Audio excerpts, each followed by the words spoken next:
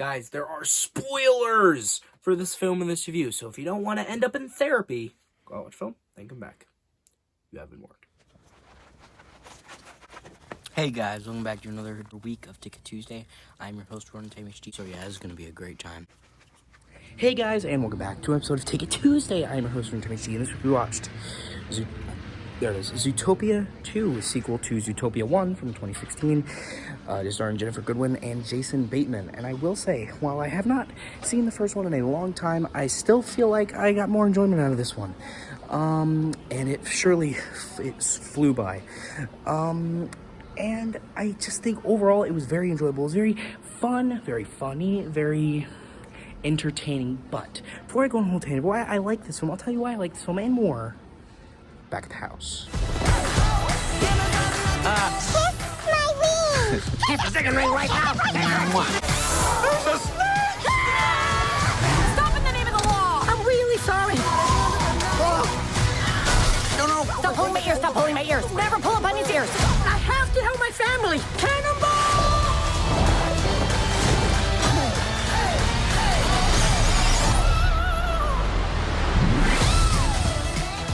Hey guys, and welcome back to another episode of Ticket Tuesday. I'm your host, Ron TMHD, and this week we watched Zootopia 2, a sequel to the original 2016 Disney film Zootopia. Who would have guessed? It is a crime mystery, family comedy.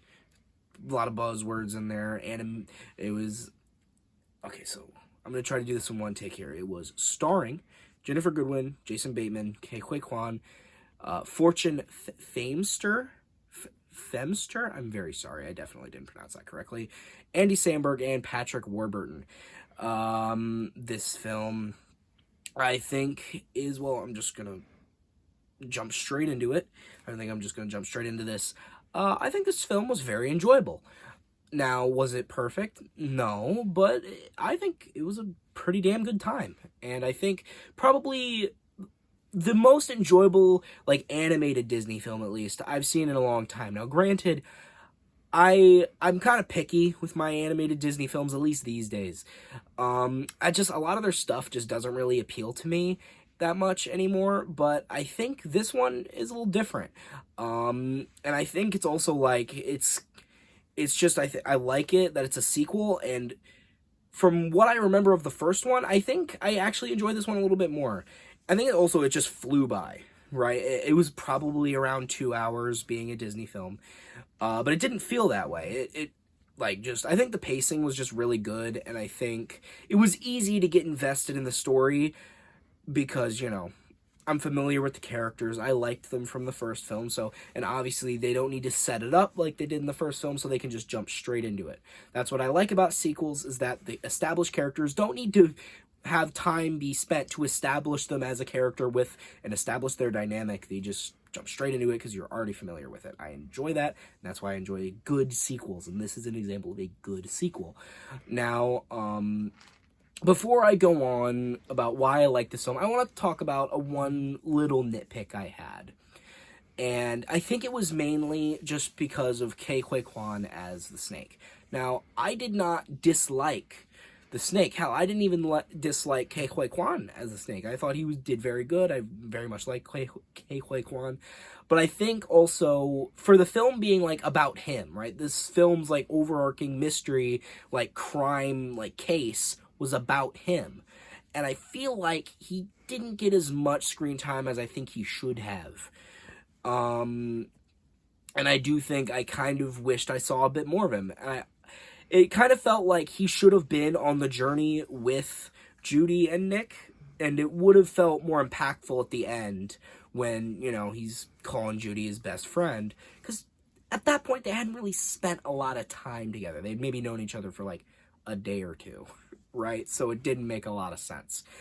That is just a nitpick, though, but it was a little distracting. Not too much, just a little bit. But I get it. That didn't ruin the film for me. Just a tiny little complaint. But with that being said, I very much found this film, as I said, entertaining. I think that's the main takeaway from it, is that it's just a very enjoyable film. It's not too lowbrow. It's not too, like, there's not too, like, I guess, eye rollers in the film. There's not really any. I did find some pop culture references in the film to be very, very amusing. If you don't know this already, The Shining is one of my favorite films of all time. I have a poster of it on my wall. And they reference, like, a direct shot-for-shot reference to the, like, you know, Jack Torrance in the maze at the end of the film, and it was literally shot for shot. It's great, right? I really kind of wished he would have yelled out, like, their names or something, like he was like, Daddy! Like in the film. That would have been funny. It wouldn't have made any sense at all, but it would have added to the reference.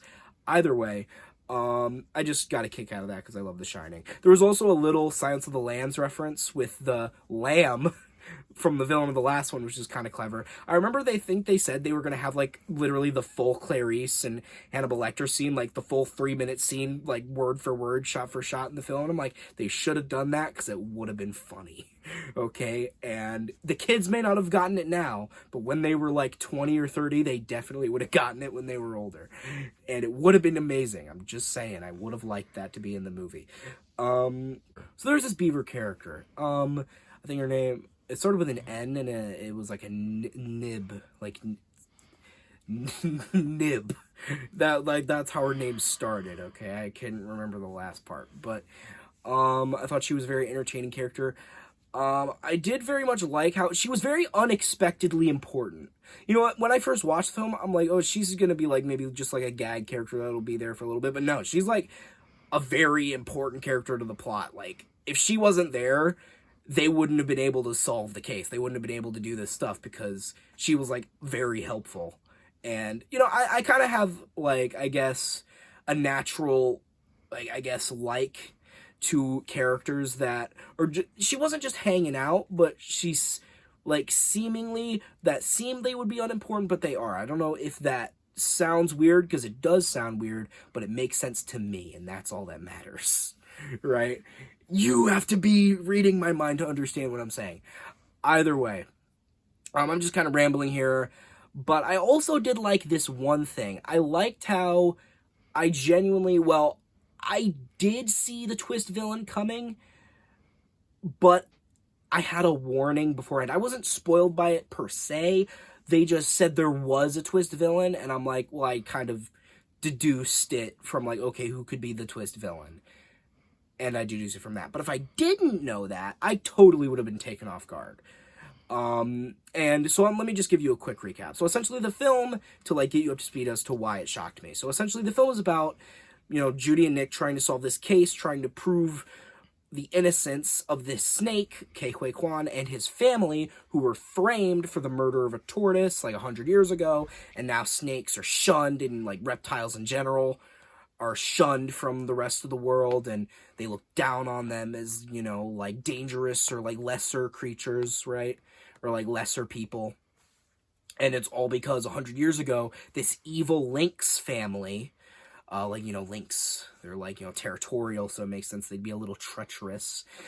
They framed this snake for murder because she founded basically, like, these zones in Zootopia that are, like, for different animals, but the lynx wanted to take credit for it, so they framed her for murder and shunned her, right? So essentially, you know, the reason they did that was because they wanted to expand their territory and basically just take over the reptile land. That's what they did, right? Take over the reptile land and expand their territory because, you know, lynxes are territory creatures.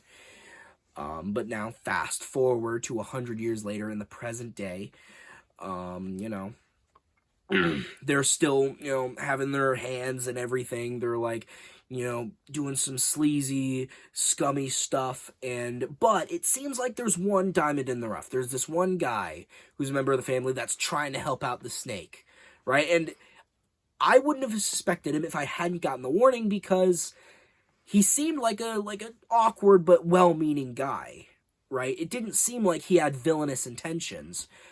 But then, when it was revealed that he did not...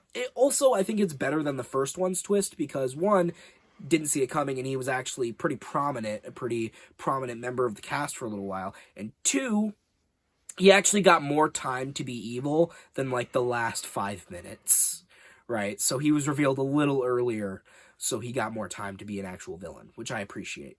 And it also makes sense. Of course, he doesn't want to actually help them. He's just as treacherous and as scummy and slimy as the rest of his family. He just wants them to accept him because they hate him, right? And they think he's a loser. So he's going to help them destroy the page that the tortoise maid that they killed, saved because they thought they burned it.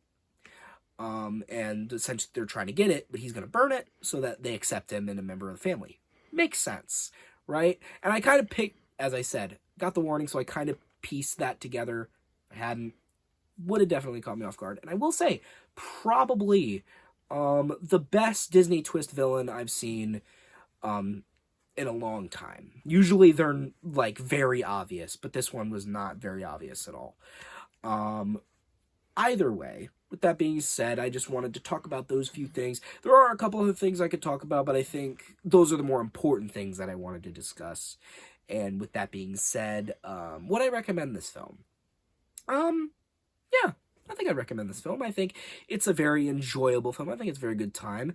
And I think even, obviously, if you're an adult, I think even there is some enjoyment you could get out of it. Like, it's, as I said, it's not too, like, kiddie or anything. If you liked the first film, like, 10 years ago, basically, I think there is a lot to get out of this one, and I personally, as I said, believe it's better than the first one, so I think there's especially stuff to get out of this one if you like the first one. Now, I think if you haven't seen the first one and you want to see this one, you should probably watch the first one, because there's a lot of references to the first one and the second one, and it's a sequel, so you should probably just see the first one anyway. Either way, what would I rate this film? I think I rate this film a 7.5 out of 10.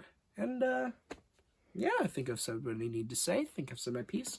So, guys, I hope you like this video. Share your friends. Subscribe. Turn those notifications on. Comment how much you liked it. But you guys know how it goes. I didn't really mean to say that. What I really meant to say, so if you guys hated this video, unsubscribe, dislike it, tell me what you hate me in the comments. And I've been Ronin Time HD, off to solve the case. You know, I think it's funny, when the trailers for this film first came out, and, like, at the beginning of the film, they pretend to, like, be a couple and have a kid, which, by the way, the people who made this film knew what they were doing. With the beginning of the film, they knew what they were doing. And they put that in the trailer, and obviously they're not, like, a couple, they're, like, partners, they're friends. But people, it was just funny to watch people, when the trailers first came out, they're like, it's confirmed, it's happening in this movie. It didn't.